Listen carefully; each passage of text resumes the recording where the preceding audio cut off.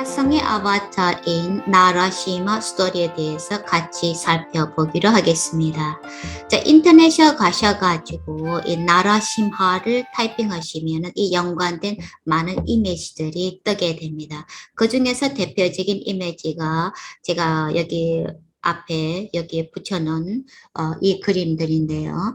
이 첫 번째 그림을 보면은 나라심하가 상체는 무시무시한 사자의 모습을 하고 있고 하체는 인간의 모습을 하고 있는 그런 괴물의 모습을 한 아바타인데 이 기둥을 폭발하듯이 뚫고 나옵니다. 그런 이제 그리고 그 앞에는 히란냐 카시푸라는 이런 아수라 그리고 아들인 브라할다가 놀라움과 두려움과 경외감으로 앞에 넋을 잃고 쳐다보고 있는 그림입니다. 그리고 여기 그림을 가보면은 나라시마가 히라냐카시푸를 처단을 하는데 징벌을 하는데 이 무릎 위에 올려놓고 죽이면서 오장육부를 꺼집어내서 이렇게 죽이는 이렇게 좀 잔인한 모습을 하고 있습니다. 그래서 이 나라시마와 연관된 스토리를 잘 모르시면은 이 그림들을 보고 이제 선뜻 그 상징성이나 의미가 잘 이해하기 어려우실 겁니다. 이 나라시마는 화성에 가진 그런 폭발적인 정의로운 분노 그리고 잔인함 그런 것들을 잘 상징하고 있는데요. 일단 하늘의 관계에 소개를 해드린 나라심화 스토리를 같이 간단하게 살펴보기로 하겠습니다. 자, 하늘의 관계 앞장에 가보시면은 나라심화 아바타 스토리와 연관된 그 스토리가 이렇게 간략하게 요약이 되어 있습니다. 아주 오랜 옛날에 히란야카시푸라는 이름을 가진 아수라가 있었다고 했습니다. 자, 앞에서 소개를 해드렸듯이 베딕 하늘에는 항상 선의 힘을 상징하는 데바들과 그리고 악의 힘을 상징하는 아수라들이 서로 세력 싸움을 하면서 항상 서로 대치를 하고 있습니다. 그래서 서로 승리와 패배를 주고받으면서 계속 끊임없이 마찰을 일으키고 싸우고 있는데요.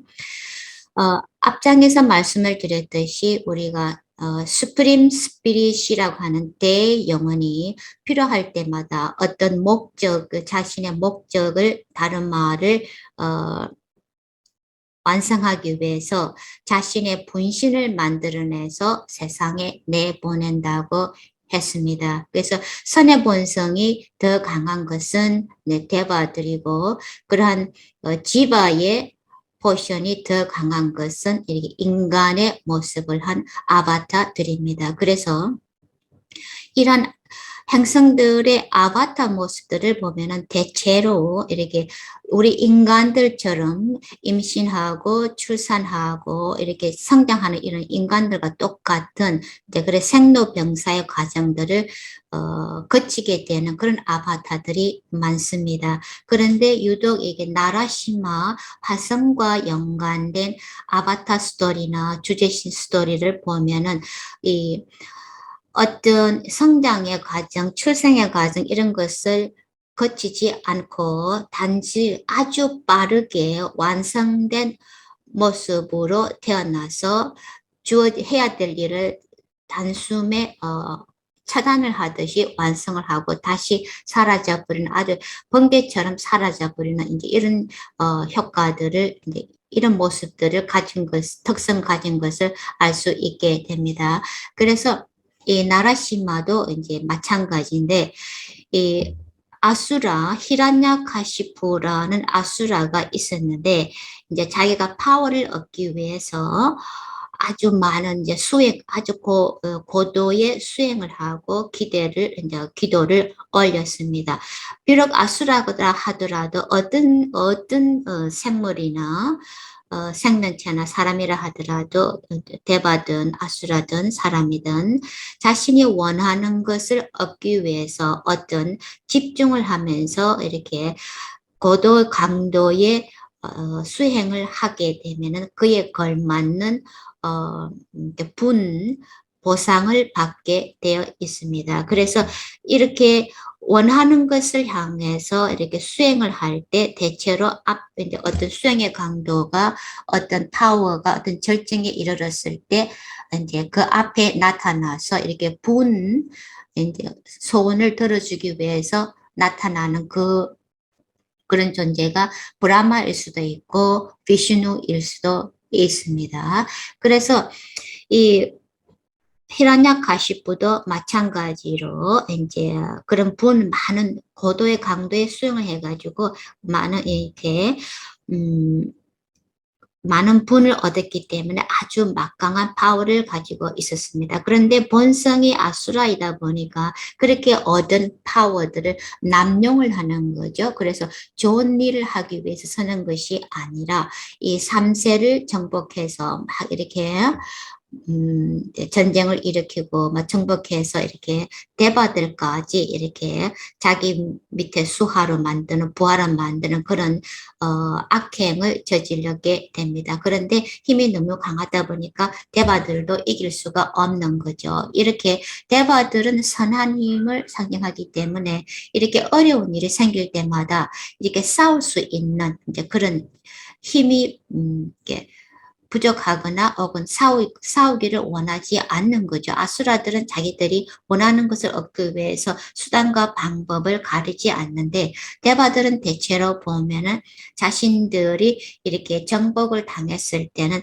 기도를 하는 섭상이나 이렇게 신들에게 몰려가서 도움을 요청하는 이제 그런 성향들이 있습니다. 그래서 이 히란야카시푸에게 이제 정복을 당한 대바들이 이제 처참하게 망가져가지고 비슈누에게 이제 다시 달려가서 도와달라고 하소연을 한 거죠. 그래서 비슈누는 누구나 이렇게 헌신자들이 자신에게 와서 기도를 하면은 이제 이렇게 들어주는 소원을 들어주는 그런 유주주입니다. 그래서 대바들이 와서 도움을 요청했을 때 히란야카시포에게는 이제 아수라이면서도 이게 성자 같은 대바 같은 이렇게 심성이 고운 아들이 한 명 가지고 있었어요. 그래서 많은 아들이 있었지만은 히란야카시포는 특히 이 아들을 아주 총애하고 사랑한 거죠.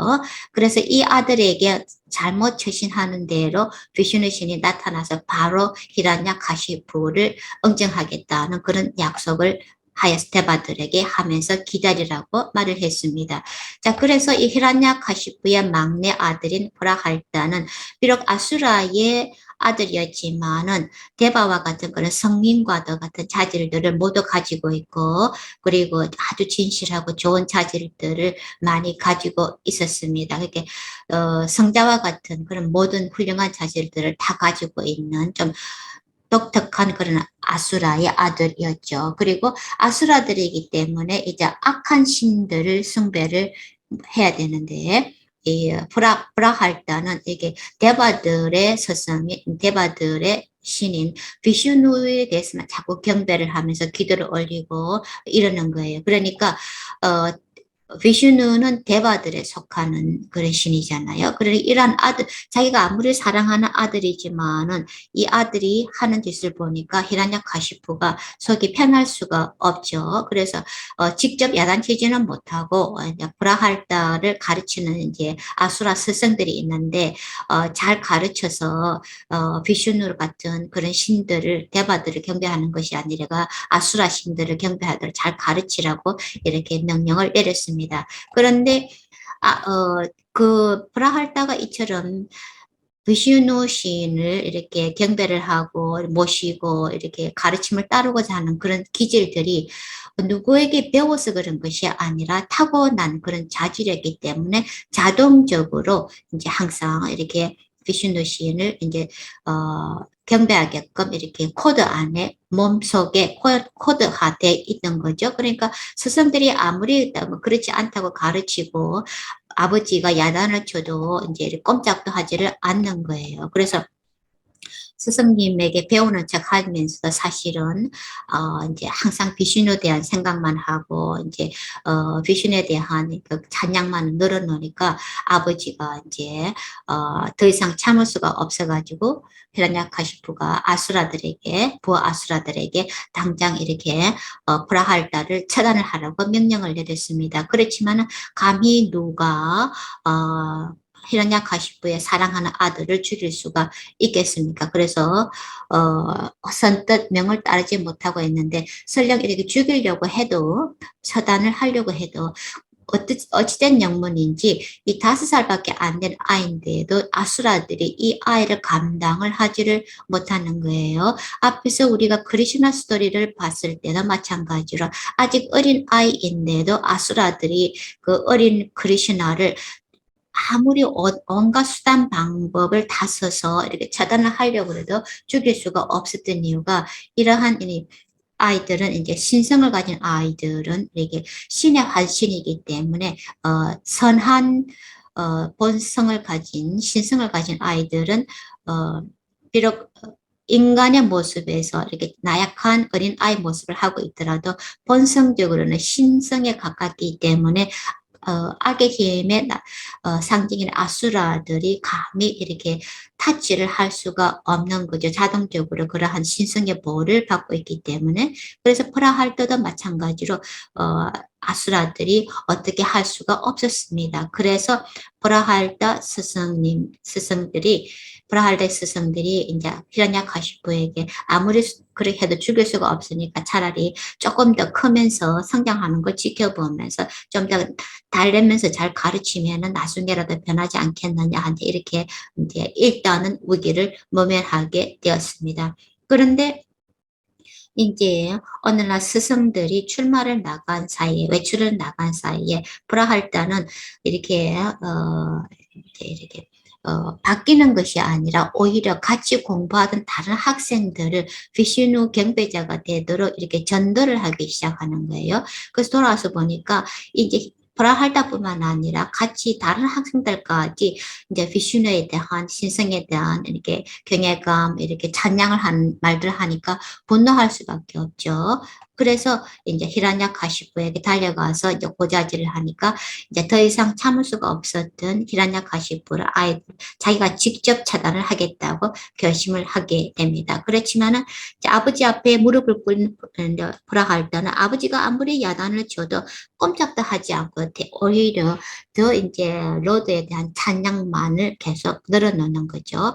할 수 없이 그러니까 히란야카시푸는 네가 그렇게 찬양하고 높이 충성하는 로드가 어디에 있냐고 그러니까 이제 해파를 할다가 여기에 이건 언제 어디건 없는 모든 곳에 존재하는 그런 존재라고 답을 하는 거예요. 그러니까 없는 곳이 없고 또 이렇게 언제 어디든 항상 존재하는 그런 이제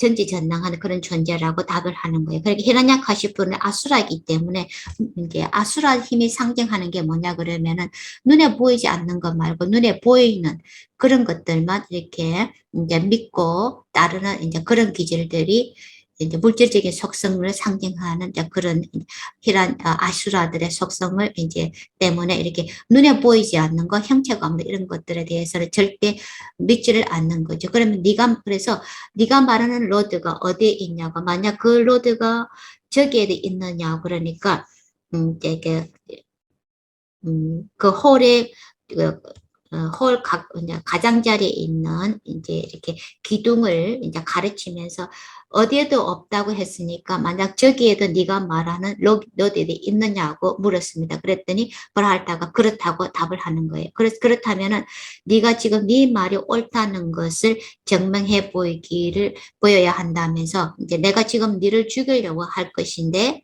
만약에 네가 말하는 그 로드가 정말 저 기둥 안에도 존재하고 있다면 지금 당장 나와서 너를 죽음으로부터 구해줘야 할 것이라고 말을 하면서 이제 그 엄청난 괴력을 힘을 써서 이제 이렇게 죽이려고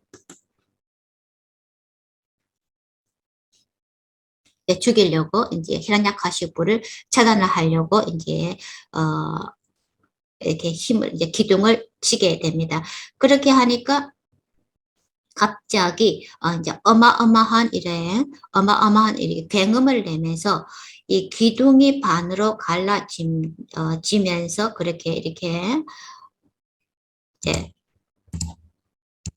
이렇게 갈라지면서 무시무시한 모습을 한 나라시마가 기둥을 뚫고 나오게 되었습니다. 이게 비슈누가 환생한 모습인데 이제 나라시마로 갑자기 나타나서 이제 히라냐카시푸가 이제 브라할다를 모독하는 그런 상황이었죠. 그래서 대바들에게 약속했던 대로 이리 신과 같은 아들을 신성한 아들을 이렇게 모욕하는 그런 순간에 나타나서 히라냐카시푸를 처단하겠다 이제 그런 약속을 했었죠. 그래서 히라냐카시푸가 이제 그렇게 처단을 아들을 죽이려고 하는 순간 이제 나라시마가 나타나서 이제 히라냐카시푸가 이제 반은 사자의 모습을 하고 반은 이제 사람의 모습을 하는 괴물의 모습으로 이제 히라냐카시푸를 단숨에 이렇게 처단하려고 나타나게 됩니다. 그러니까 그 모습을 봤을 때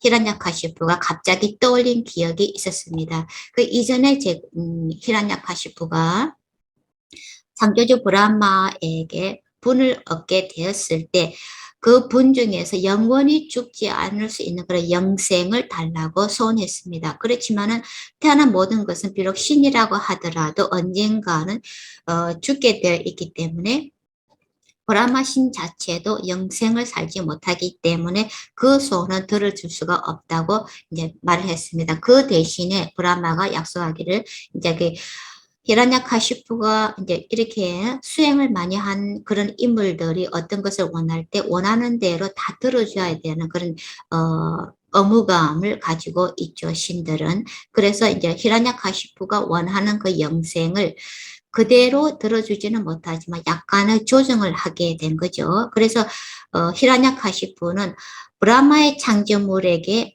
죽음을 당하지 않을 것이며 그러니까 브라마가 창조하는 세상에서 어떤 생명체를 가진 것들에게서는 죽임을 당하지 않을 것이고 어떤 사람이나 짐승도 히라냐카시푸를 죽일 수가 없고 또 낮도 밤도 아니고 안도 바깥도 아니고 하늘도 땅도 아닌 곳에서는 죽임을 당하지 않을 것이라고 이제 그러한 약속을 하게 되었습니다. 그 히라냐카시푸가 이러한 말을 들어보니까 이러한 조건들을 다 충족시킬 만한 그런 인물들이 없겠죠. 그래서 그걸로 만족을 하고 이제 그 분을 받고 이제 그 것만 믿고는 이제 그런 식으로 온갖 일의 만행을 저질렀던 겁니다. 그런데 지금 나온 이제 그러니까 이런 괴물을 봤을 때 그때 브라마가 했던 이제 그 분에 조정된 분의 말씀이 생각이 난 거죠. 그래서 그걸 보니까 지금 이제 나온 괴물이 완전한 인간도 사람도 아니에요. 그리고 낮도 밤도 아니에요. 약간 해가 지길 그런 시기였기 때문에 안도 바깥도 아니죠. 이게 집 안도 아니고 집 바깥도 아니고 그래 기둥의 가장 머스리에 있는 기둥 속에서 또 땅도 하늘도 아닌 기둥 속에서 갑자기 나타난 괴물인 거죠. 그러니까 이 조건들이 딱 떨어지는 거죠. 그러니까 갑자기 이제 생각이 난 거죠.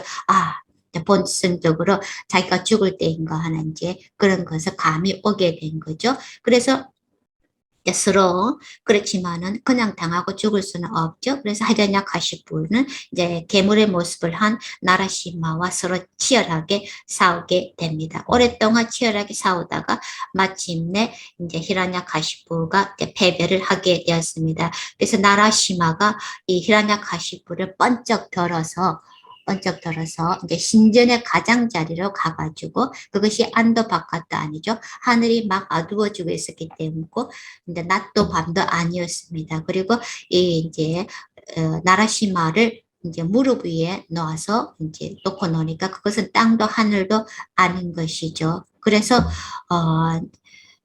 죽음을 당하는데 막상 이제 죽을 때가 되었기 때문에 그런 것인가. 그러니까 오히려 이제 더 침착해지고 두려운 마음이 들지는 않았습니다. 그래서 막 죽임을 당하기 전에 이제 프라할다를 이제 지켜보니까 보면서 이제 생각난 게 아마 자기보다 더 위대한 존재가 로드라고 한 아들의 말이 맞는지도 모르겠다는 이제 그런 비로소 납득을 하게 된 거죠. 그리고 이제 이제 나라시마는 이제 히라냐카시푸를 잔인하게 오장육부를 끄집어내가 죽여버리는 이제 그렇게 되었습니다. 그런데 이제 히라냐카시푸를 죽이고 나서 서로 얼마나 치열하게 싸우고 또 히라냐카시푸가 이제 능멸한 그런 로드의 분노를 엄청난 분노를 이렇게 능멸할 만큼 그런 많은 이제 안 좋은 말을 쏟아내었을 때 그게 분한 그런 분노심들이 모두 이렇게